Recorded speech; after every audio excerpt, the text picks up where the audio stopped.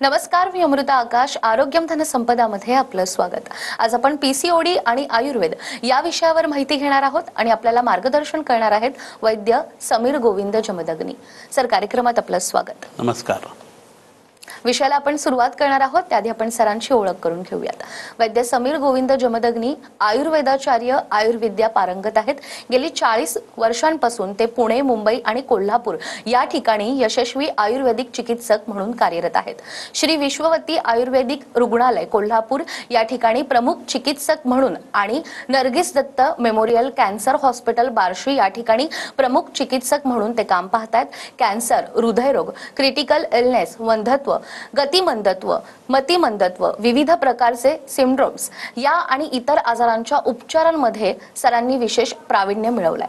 मराठी आणि हिंदी चित्रपट सृष्टीतील कलाकार, साहित्य, क्रीडा, राजकीय आणि सामाजिक क्षेत्रातील अनेक नामवंत व्यक्ती हे सरांचे आयुर्वेदिक उपचार घेत आहेत.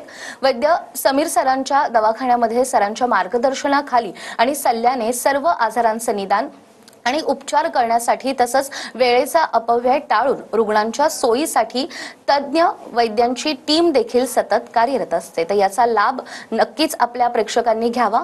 वैद्य समीर सरांकडे श्री विश्वामृत आयुर्वेद अध्ययन या उपक्रमाद्वारे आयुर्वेदाच्या विद्यार्थ्यांना गुरुकुल पद्धतीनं आयुर्वेदाचं शिक्षण विनामूल्य दिलं जातं. देशभरातील आणि परदेशातील आयुर्वेदाचे विद्यार्थी, वैद्यकीय व्यावसायिक या रुग्णांचे आयुर्वेदिक निदान आणि चिकित्सा नेमकी कशी करावी यासाठीचं मौलिक मार्गदर्शन गुरुवचन चॅनलद्वारे यूट्यूब आणि फेसबुक या डिजिटल माध्यमांवर देखील विनामूल्य दिलं जात आहे. तर सर, आजपर्यंत आयुर्वेदाच्या माध्यमातून अनेक वेगवेगळ्या जटिल आजारांवर आपण उपचार केलेत आणि हजारो रुग्णांना बरं केलंय.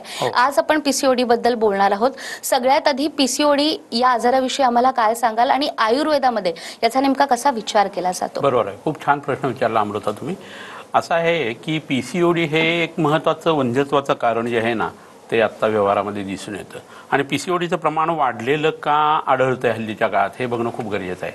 तर स्त्रियांना जी मासिक पाळी जी असते, रजस्राव जो होतो, त्यावेळी 4 दिवस कसं वागायला पाहिजे हे आयुर्वेदाने सांगून ठेवलेलं आहे. आणि पूर्वीच्या काळी स्त्रिया बाहेरच्या बसायच्या, पण आता ती पद्धत होत नाही. सॅनिटरी नॅपकिनची जाहिरात करताना सुद्धा ती स्त्री कशी उड्या मारू शकते, फिरू शकते, हिंडू शकते हे दाखवलं जातं. तर हा शुद्ध वेडेपणा आहे. गर्भाशयाला आतनं ज्यावेळेला जखम असते त्यावेळेला ते उंडेड गर्भाशय असल्या कारणानं तुम्ही आंबट चिंबट खाल्ला, भागदौड खूप केली, विश्रांती घेतली नाही, तर मग तुमच्या गर्भाशयाच्या आतल्या अस्तराला पूची उत्पत्ती होऊ शकते, इन्फेक्शन्स होऊ शकतात आणि मग तुमच्या बीजग्रंथीचा रिदम जाऊ शकतो. तर स्त्रियांची ल्युनर सायकल आहे चंद्राशी संबंधित. 24 तासात 2 वेळा जेवण आणि एकदा शौचालय जर व्हायला लागलं तर 28 ते 30 दिवसांनी बरोबर आपोआप पिरियड येत असतो आणि मन भाव विश्वसुद्धा त्या स्त्रीचं व्यवस्थित राहू शकतं. तर नेमकी हीच गोष्ट आता होत नाही आणि त्यामुळे पीसीओडीचं प्रमाण वाढलेलं आहे. त्याच्यात भरीत भर म्हणून स्त्रीकर भाव जे आहेत ना, बऱ्याच मुली म्हणतात मला लाज वाटत नाही म्हणून. तर लज्जा हा स्त्रीचा भाव आहे आणि काही विशिष्ट हार्मोनशी संबंधित असतो. तर स्त्रियांना ज्यावेळेला लाज वाटत नाही असं त्या म्हणतात स्वतःहून, त्यावेळेला त्यांच्यात पुरुष हार्मोन्स जे आहेत ते वाढायला लागलेली याची प्रवृत्ती सुरू झालेली आहे. तर स्त्रीसुलभ लज्जा जी आहे ना ती असायलाच पाहिजे. आणि ती का कमी होत गेली आहे तर ड्रेसपासून सगळ्या गोष्टी ज्या आहेत त्या बदलत गेलेल्या आहेत. ह्याचा स्त्री मुक्तीशी किंवा इक्वल स्टेटसशी काही संबंध नाही आहे. ह्याचा फक्त निवडशंख आरोग्य संस्थेशी संबंध लक्षात घेऊन हे लेक्चर तुम्ही ऐकायला पाहिलं आहे. तर कपडे पुरुषांसारखे घालणं, पुरुषांसारखं दोन्ही बाजूला पाय टाकून गाडीवरती बसणं, ह्या सगळ्या ज्या गोष्टी आहेत ना त्याचा न कळत परिणाम आपानावरती येत असतो. आणि आपानाचं क्षेत्र जे आहे ते आपली पेरिनियल रिजन आहे आणि त्याचा परिणाम जो आहे तो जर तुमच्या वात दोषावरती आला तर नियंता प्रणयिताच्या मनसा करता गर्भाकृतीन आणि शरीराचा व्यूह रचण्याची जी धातूंची प्रणाली आहे ती त्या वाताच्या अधिपत्याखाली असते. तुमचा हार्मोनल स्टेटस, त्याच्याबरोबरीनं तुमच्या शरीरातल्या अंतस्रावी ग्रंथीच्याबरोबर एन्झाईम्स आणि तुमच्या डोक्यातले न्यूरोट्रान्समिटर या सगळ्यावरती कंट्रोल करणारे आपान क्षेत्रातली विकृती आहे ना ती याच्यामुळे उत्पन्न होते आणि त्यामुळे पीसीओडी हल्ली जास्ती वाढलेला आहे. 2 वेळा व्यवस्थित जेवायला लागला, एकदा कोठा सापायला लागला आणि तुम्ही विश्रांती घ्यायला लागला तरी तुमच्या पीसीओडीच कमी यायला सुरुवात होऊ शकते. ही वस्तुस्थिती आहे. ह्याच्यात अनुवंशिकता आढळते ती आहाराच्या हिशोबाने लक्षात घेणं खूप गरजेचं आहे. होतं काय ह्याच्यामध्ये की इमॅच्युअर किंवा अपक्व अशी बरीच स्त्री बीज एका वेळेला तयार झाल्या कारणानं काय होतं, आत सिस्ट उत्पन्न व्हायला लागतात गर्भाशयामध्ये आणि ते झाल्यानंतर पुरुष हार्मोन्स जे आहेत ते वाढायला लागतात. त्यामुळे अंगावरचे केस वाढायला लागतात, डोक्यावरचे केस कमी व्हायला लागतात आणि दाढी मिशा येण्याची प्रवृत्ती सुरू होते, ज्याला हिरसुटिझम असं म्हटलं जातं. तर हे सगळं झाल्यानंतर आवाजात फरक पडायला लागतो, स्किनमध्ये फरक पडायला लागतो, वजन तुमचं कमी होत नाही किती हे करून, भावविश्व तुमचं अवघडून बसतं. अशा विकृती सौंदर्याशी संबंधित झाल्यानं तुम्ही व्यवहारात मागं राहायला लागता, इन्व्हॉल्वमेंट तुमची जी आहे ते कमी व्हायला लागते, मग डिप्रेशन यायला लागतं आणि मुख्य म्हणजे ओव्ह्युलेशन नीट न झाल्या कारणानं, पाळी व्यवस्थित नसल्या कारणानं मुलं होण्याची प्रक्रिया जी आहे ती सुद्धा बंद पडायला लागते.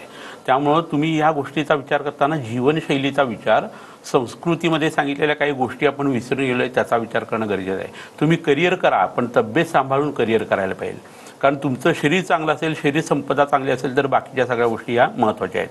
त्यामुळे धर्म, अर्थ, काम, मोक्ष हे पुरुषार्थ जे सांगितलेले आहेत आपल्या संस्कृतीमध्ये, त्याच्यामध्ये काही विशेष जेव्हा प्रोटोकॉल सांगितले जातात किंवा परिचर्या, त्यावेळेस ते केल्यानंतरचा त्याचा फायदा खूप असतो. आणि तुम्ही जर केला नाही त्या गोष्टी तर तुम्ही किती मोठ्या व्यक्ती असा पैशाने किंवा इतर पदाच्या हिशोबाने तुम्हाला रट्टे बसणार म्हणजे बसणार आणि तुम्ही आजारी पडणार.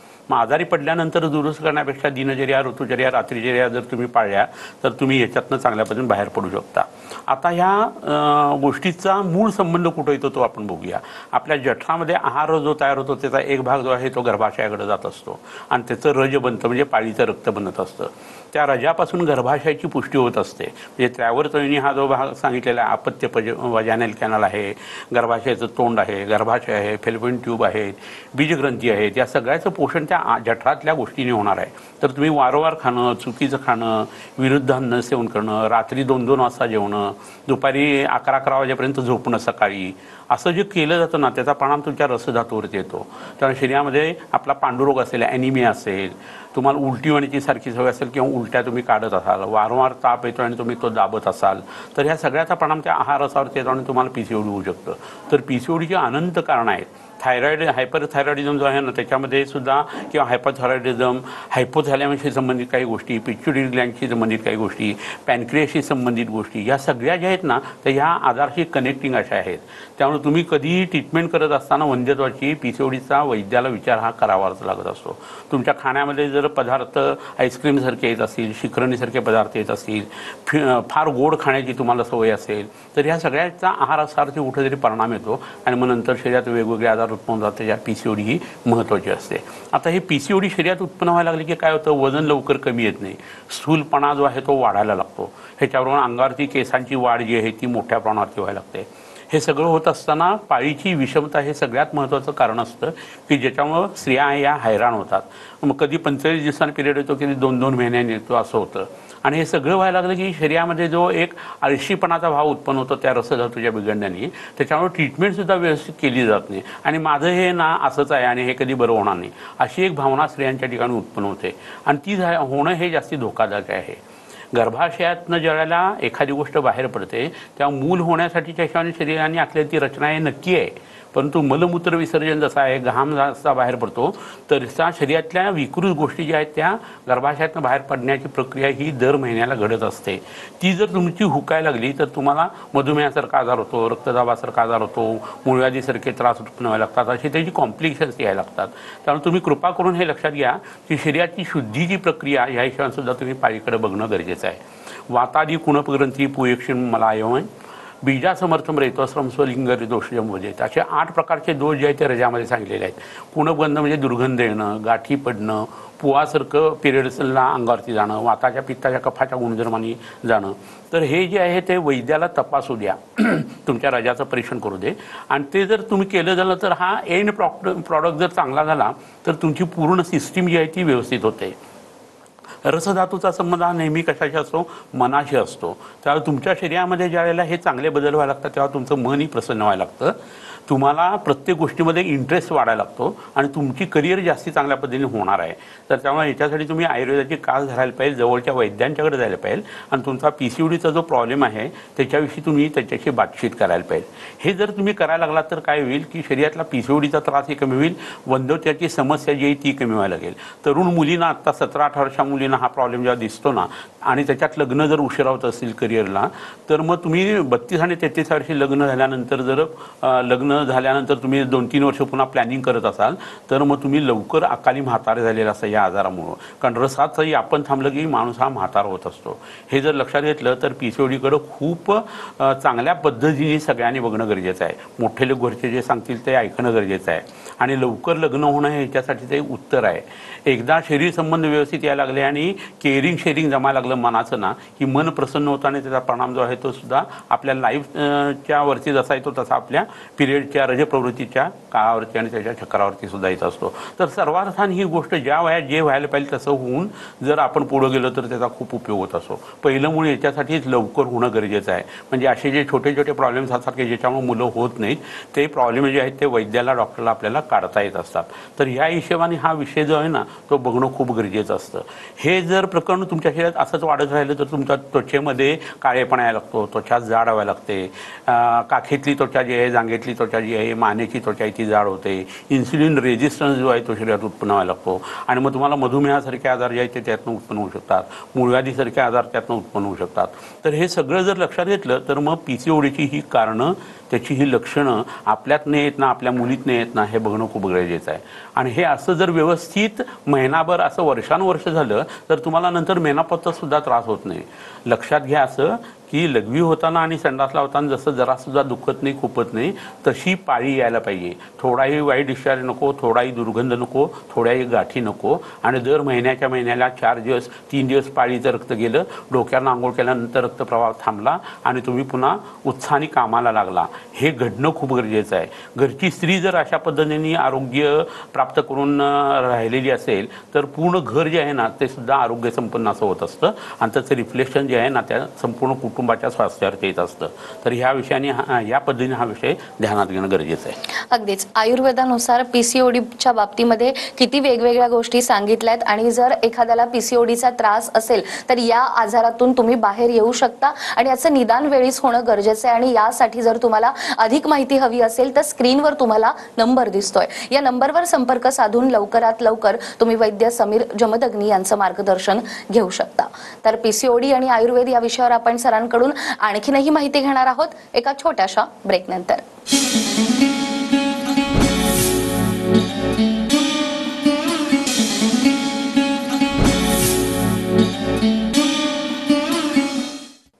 ब्रेकनंतर पुन्हा एकदा आरोग्यम धनसंपदामध्ये आपलं स्वागत. आरोग्यम धनसंपदामध्ये आज आपल्या सोबत आहेत वैद्य समीर जमदग्नी सर. सर, ब्रेकवर जाण्यापूर्वी PCOD म्हणजे नेमकं काय, त्याचं स्वरूप काय आहे आणि त्या आजाराची कारणं काय आहेत हे तर तुम्ही सांगितलं, मात्र हा आजार बरा होऊ शकतो का, त्यावर कशा पद्धतीने आपण उपचार करतो, रुग्णांना काही पथ्य देखील पाळायची असतात का आणि आयुर्वेदिक काही वनस्पती देखील अशा पेशंटसाठी उपयोगात ठरू शकतात का? बरोबर, खूप छान प्रश्न विचारला अमृता तू. असं आहे की हा आजार जो आहे तो लाईफस्टाईल डिसऑर्डरशी संबंधित आणि आपण कसंही वागतो ना मनपूतम समाजात त्या पद्धतीने उत्पन्न होणारा हा आजार आहे. तर पहिलं काय व्हायला पाहिजे की पाळीचे 4 दिवस स्त्रियांनी विश्रांती घ्यायला पाहिजे, घरी कोरडं अन्न खायला पाहिजे जेवढं होईल तेवढं. गादीवर ते झोपण्यापेक्षा घोंगड्यावरती सतरंजीवरती जर झोपलं तर शरीरात कोरडेपणा येतो, इन्फेक्शन्स कमी होतात, इन्फ्लमेशन्स कमी होतात, शरीरातल्या जखमा लवकर भरून येतात, स्वच्छता चांगली राहते. कारण त्यावेळेला आपल्या शरीर डिटॉक्सिफिकेशन करत असतं आणि तुमच्या डोक्यात जर गजरा घातला याचा मोगऱ्याचा वगैरे तर तो 15 मिनिटात काळा पडतो, इतर वेळी तो 8-8 तास तसाच राहत असतो. एवढं शरीरातनं विष बाहेर पडत असतं. जिला पाळी सुरू आहे अशा स्त्रीची सावली जरी पडली तरी लोणची वगैरे खराब होतात पूर्वी म्हणायचे आणि ते तसं दिसतं सुद्धा. आणि म्हणून लोणची वगैरे जी आहे ती पहिल्यांदा देवघरात पूजेच्या घरात वगैरे ठेवली जायची. तर ह्या सगळ्याला गोष्टीला सायंटिफिक बेस असतो. 4 दिवस तुम्ही विश्रांती घेतली, कोरडान्न घेतलं आणि 4थ्या दिवशी तुम्ही नाहीलात की मग तुमच्या शरीरातले आजार जे आहेत ते चांगल्या पद्धतीने कमी येतात. तर रोज रात्री तुम्ही लवकर झोपायला पाहिजे. 10 ते 2 ची झोप जी असते ती पित्ताला कमी करते, शरीराचं दिवसभरचं वेअर टेअर ती दुरुस्त करत असते. त्यामुळे तुम्ही लवकर झोपायला पाहिजे, लवकर उठायला पाहिजे. उठल्यानंतर तुम्ही पाळीच्या काळात व्यायाम वगैरे करायचा नाही आहे, परंतु इतर वेळेला तुम्ही सकाळी माफक प्राणायाम करायला पाहिजे. त्यात शंखमुद्रा आहे, महाबंध आहे, सर्वांगासन आहे आणि ओंकार किंवा अनुलोमन आहे, याचा अनुलोम विलोम प्राणायाम आहे, याचा खूप उपयोग होतो. मग तुम्ही ते प्राणायाम वगैरे करायच्या आधी अंगाला तेल लावत चला आणि नंतर तुम्ही आंघोळ करत चला. भूक लागल्यानंतर तुम्ही 6 रसाचं अन्न जे आहे ते सेवन करत चला. वसंत ऋतू असेल त्यावेळेला तुम्ही एप्रिल महिन्याच्या दरम्यान उलटीचं औषध घेणं. शरद ऋतूमध्ये तुम्ही रक्तमोक्षण म्हणजे अंगातलं रक्त काढणं किंवा ब्लड डोनेट करणं करू शकता आणि आणि विरेचन घेऊ शकता. आणि वर्षा ऋतू आत्ता जो चालला आहे त्यात बस्ती चिकित्सा करू शकता. आपल्या गाडीचं सर्व्हिसिंग आपण दर 2-3 महिन्याला करतो, पण शरीराचं सर्व्हिसिंग जे आहे या ड्रास्टिक क्लिनिंग प्रोसेस हे आपण करत नाही. तर जवळच्या वैद्यांकडून तुम्ही या गोष्टी विचारून घ्या आणि त्या पद्धतीने तुम्ही करत चला. ह्याच्या परिचर्या एकदा समजून घेतल्या की अनेक आजार उत्पन्न होत नसतात आणि तुमचं आरोग्य चांगलं राहत असतं म्हणून सांगितलेल्या या गोष्टी आहेत. आता जठराशी संबंधित हे गोष्ट असल्या कारणानं जठरातलं पचन चांगलं होणं गरजेचं आहे. वारंवार खाल्ल्याने ते बिघडतं. तर 24 तासात 2 वेळा जेवणं असं जर तुम्ही केलं आणि 8 तासमध्ये जर गॅप दिली तर ऑटोफॅजी होते आणि कॅन्सरसारखे मोठे आजारसुद्धा तुम्हाला उत्पन्न होत नसतात. तर ह्या पद्धतीने तुम्ही जवळच्या वैद्याचा सल्ला घेऊन प्रकृतीनुसार तुमचं जेवण ठरवून घ्या. ज्यावेळी तुम्हाला PCOD हा आजार असतो त्यावेळेला शतावरी चूर्ण आणि शतावरी कल्पस सकाळी संध्याकाळी 2 वेळा घेणं खूप गरजेचं आहे. आणि शंख भस्म आणि गुळवेल सत्व जे आहे असेल ते जेवणानंतर घेणं गरजेचं आहे. हे एवढं जरी तुम्ही 3-4 महिने केले तरी PCODs तुमच्या कमी यायला लागतात. ह्याच्याबरोबर अधोभागर म्हणजे कमरेमधला हा आजार असल्या कारणानं एरंडेल तेलासारखं तेल तुम्ही रात्री झोपताना पोट साफ होण्यासाठी घेऊ शकता. तर कमरेतले बेंबीच्या खालच्या अवयवातले आजार ह्यांनी नष्ट होतात. त्याला अधोभाग द्रव्य असं म्हटलं जातं. तर त्यात एरंडेल तेल हे खूप अग्रणी आहे. सहचर तेल म्हणून आहे, त्याचा तुम्ही बस्ती घेऊ शकता. तर वमन, विरेचन आणि बस्तीचा वापर तुम्ही याच्यासाठी करू शकत असता. ह्याच्यासाठी अनेक वेगवेगळ्या वनस्पती आहेत, पण या 3 गोष्टी ज्या आहेत त्या मी तुम्हाला सांगितलेल्या खूप महत्त्वाच्या आहेत. विश्रांती घेणं, 4 दिवस परिचर्या पाळणं आणि आत्ता सांगितलेले उपचार केले की युजली PCODचा त्रास कमी होतो. ह्याचा पिच्युटरी असलेला संबंध जो आहे तो लक्षात घेता नाकामध्ये औषधं टाकणं हे खूप गरजेचं आहे. तर त्याला नस्य असं आपण म्हणतो आणि त्याच्यासाठी वेखंडाच्या तेलाचं नस्य किंवा अणुतेलाचं नस्य हे अप्रतिम उपयोगी पडतं. ज्यांना PCOD आहे अशा स्त्रियांनी नाकामध्ये विषभेषज म्हणजे सुंठीपासून तयार केलेले जे तेल आहे आल्यापासून ते नाकात टाकणं खूप गरजेचं आहे. तर त्यांच्या PCODs कमी यायला मदत होत असते. ह्याचा मनाशी खूप जवळचा संबंध आहे. आणि उत्पन्न झालेले जे इतर शरीरातले कॉम्प्लिकेशन्स आहेत त्याच्यावर तुम्ही काम करायला लागलात की तो आजार आहे तो झपाट्याने कमी येत जातो आणि तो जठराच्या ठिकाणी येऊन थांबतो. आणि मग तिथली पाचन प्रक्रिया पूर्ण झाल्यानंतर हे PCODचं प्रकरण तुमचं खूप चांगल्या पद्धतीने कमी होतं. अंगावरती दाढी मिशासारखे केस आलेले आहेत, छातीवरती निपलच्या भोवती केस आहेत, असं जे हिर्सुडिझमचं प्रकरण आहे ना त्यालासुद्धा ही ट्रीटमेंट 2 ते 2.5 वर्ष घेतल्यानंतर अंगारचे केस पूर्णतः नष्ट होतात. इलेक्ट्रोलिसिस किंवा लेझर एका बाजूला वर्ण तुम्ही करा आणि आतून ही ट्रीटमेंट तुम्ही करायची. हे केस असे येतात का तर मोठ्या तळ्याच्या सुरुवातीच्या भागामध्ये जिथं विष्ठा तयार होते तिथं अस्थिधरा कला सांगितलेली आहे आणि ह्या अस्थिचा जो मळ आहे तो म्हणजे नख आणि केस आहेत. तर तुमचं सिक्रेट जे आहे मॅनिफेस्टेशन ऑफ डिसीज तुमच्या चेस्टवरती किंवा चेहऱ्यावरती आहे, पण secret lies in large intestine. तर त्यावेळेला तुम्हाला तिक्त क्षीरबस्ती केल्यानंतर ही ट्रीटमेंट खूप उपयोगी पडत असते. तर आता मी काही इथं ओल्या वनस्पती आणल्या, त्या 2-4 वनस्पती तुम्हाला मी मुद्दाणून दाखवतो की ज्याचा तुम्ही व्यवहारात उपयोग करू शकता. तर ही पहिली वनस्पती इथं जी दिसते तुम्हाला ही वनस्पती आहे अशोक. तर अशोक याचा अर्थच काय, स्त्रियांचा शोक नष्ट करणारी ही वनस्पती आहे. तर स्त्रियांच्या कोणत्याही आजारासाठी तर PCODसाठी तर हे नक्कीच उपयोगी आहे. हे अशोकारिष्ट जे मिळतं ते जेवणाच्या आधी 3-3 चमचे तुम्ही घ्यायला हवं किंवा अशोकाच्या सालीचा किंवा पानांचा क्षीरपाक म्हणजे दुधामध्ये तयार केलेला काढा जो आहे तो संध्याकाळच्या वेळेला किंवा दोन्ही जेवणाच्या आधी घ्यायला पाहिजे. 40 ml पर्यंत तो घेतला तरी चालतो. तर पाळीशी संबंधित अनेक गोष्टी ज्या आहेत त्या यांनी नष्ट होतात. एस्पेशली एक्सेसिव्ह ब्लिडिंग जे होतं पाळीच्या वेळेला त्यांनी नष्ट होतं. दुसरी एक वनस्पती इथं आहे ती तुम्हाला मी मुद्दाणून दाखवतो आणि ती वनस्पती आहे गुळवेल. तर ही अमृता नावाची जी वनस्पती आहे याचा क्षीरपाकसुद्धा तुम्हाला वापरता येतो किंवा गुळवेलीचं सत्वसुद्धा वापरता येतं. गुळवेलीच्या पानाची भाजी ही अनेक आजारासाठी उपयोगी पडते, तशी ती PCODला उपयोगी पडते. तर ही वनस्पती तुम्ही निश्चित वापरा. जठरावरती काम करते, रसधातूवरती काम करते, रजावरती काम करते, पाळीवरती काम करते, मनावरती काम करते. तर त्यामुळे ही वनस्पती तुम्ही शतावरीच्या बरोबर जर वापरली तर PCOD निश्चितपणे चांगल्या पद्धतीने कमी होतात. आणखीन एक वनस्पती इथं मी तुम्हाला दाखवतो आणि ती वनस्पती म्हणजे ब्राह्मी नावाची वनस्पती आहे, तुम्हाला सगळ्यांना माहिती आहे. तर ही बुद्धिवर्धक, स्मृतिवर्धक आणि एकाग्रतावर्धक वनस्पती आहे. PCODचा परिणाम ज्या वेळेला आत्मविश्वास कमी होण्यापर्यंत जातो आणि अंगावरती केस ज्यावेळेला जास्ती वाढायला लागतात त्यावेळेला संज्ञास्थापन गोष्ट कोणती तरी वापरणं गरजेचं आहे. तर वेखंड, कटफळ, हिंग, जटामसी जशी औषधं आहेत तशी ही ब्राह्मी थंड असल्याने ही वापरायला पाहिजे. रसधातू हा जरी थंड आणि कफाचा असला तर रज ज्यावेळेला शरीरातला वाढत जातं त्यावेळेला उत्पन्न होणारी जी प्रक्रिया आहे ती उष्णतेची असते, म्हणून ही वनस्पती तुम्ही वापरणं गरजेचं आहे. आणखीन एक वनस्पती इथे एक आपण दाखवूया तुम्हाला, ती म्हणजे पुनर्नवा नावाची वनस्पती. ही वयस्थापन गणातली वनस्पती. ही वापरल्यानंतर म्हातारपण लवकर येत नाही. शतावरी ही तशीच आहे, आवळा ही तसाच आहे, गुळवेल जी आहे तीही तशीच आहे आणि ही पुनर्नवा ही तशीच आहे. पुन्हा नवम याती ती पुनर्नवा असं म्हटलं जातं. दर पावसाळ्यात ती तरुण होते आणि तो गुण ती आपल्याला देते. तर वृक्कारती झालेला परिणाम, गर्भाशयावरती झालेला परिणाम आणि तिथल्या स्टेम सेल्स ज्या नवीन टिश्यू उत्पन्न करू शकते शरीरात, अशा ह्या वनस्पतीची पानं आणि फुलं वापरणं किंवा मूळ वापरणं हे खूप गरजेचं असतं. ह्याच्याबरोबर मगाशी मी जसं सांगितलं तसं ओंकार जो आहे तो गर्भाशयासाठी अप्रतिम उपयोगी पडतो. सर्वांगासन जे आहे ते सुद्धा खूप उपयोगी पडतं. तिखट आंबट खारट पदार्थ तुम्ही कमी करायला पाहिजेत आणि तुमचे मूड स्विंग जे वेगवेगळे येतात त्यासाठी तुम्ही मेडिटेशन करायला पाहिजे. शिरोधारा जी आहे ती ब्राह्मीच्या तेलाची जर तुम्ही केली तर तुमच्या शरीरामध्ये उत्तम पद्धतीचे बदल जे आहेत ना ते हार्मोनच्या हिशोबाने घडायला लागतात आणि PCOD कमी यायला मदत होत असते. तर तुम्ही खाणं पिणं वागणं योगासनं आणि त्याच्यात सांगितलेल्या आयुर्वेदातल्या परिचर्या हे जर केलं तर तुमचा रसधातू उत्तम तयार होतो. गर्भाशय आणि एकंदरीत जिनॅटली सिस्टीम तुमची इम्प्रूव्ह व्हायला लागते आणि तुमचा PCODचा त्रास कायमस्वरूपी कमी होऊन हिरसुटिझमसुद्धा कमी येतो. तर याच्याबरोबर आता जसं मी सांगितलं तसं याचा परिणाम जो आहे तो वंध्यत्वाच्या हिशोबाने लक्षात घेणं खूप गरजेचं आहे. तर कोणताही गर्भाशय संबंधित जो प्रॉब्लेम आहे त्याच्यात बीजग्रंथीची विकृती ठरलेली असते आणि बीजग्रंथी ज्या आहेत आपल्या शरीरातल्या त्यांचं आरोग्य जे आहे ते जठरावरती अवलंबून आहे, आपल्या पचनावरती अवलंबून आहे. आणि हे जर एकदा लक्षात घेतलं तर तुम्हाला पहिल्यांदा महास्रोत किंवा पचनसंस्था जी आहे त्याच्या संबंधाने सगळ्या गोष्टी बघायला लागतात.